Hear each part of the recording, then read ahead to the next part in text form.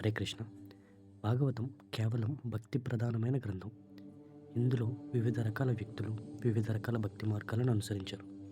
వీటిని విపులీకరించాడు వ్యాసుడు.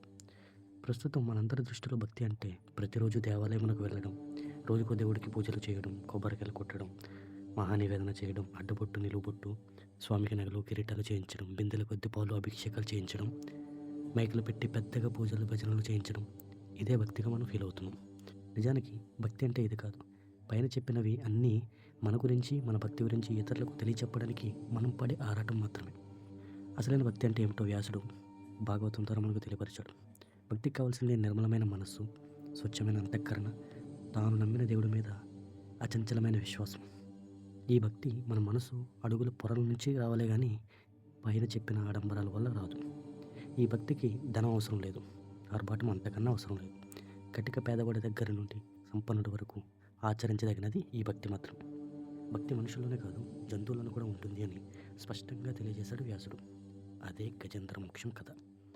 ఒక ఏనుగు తన కాలును ముసలు పట్టుకుని నీటిలోకి లాగుతుంటే తన సాయశక్తిలా పోరాడింది, కానీ లాభం లేకపోయింది. అప్పుడు నిర్మలమైన మనస్సుతో భగవంతుని ప్రార్థించింది. అప్పుడు భగవంతుడు వైకుంఠం నుంచి దిగి వచ్చాడు, ఆ ఏనుగు ముసలి నుంచి కాపాడాడు.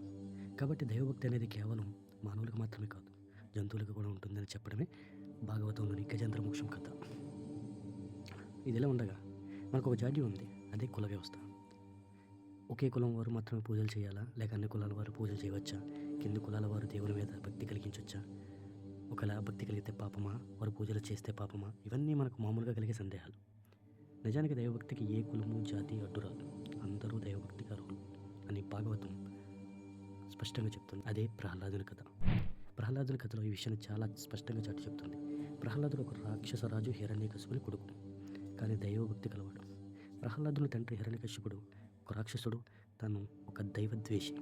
తానే కాదు, ఎవ్వరూ కూడా దైవభక్తి కలిగి ఉండకూడదు అని శాసించాడు.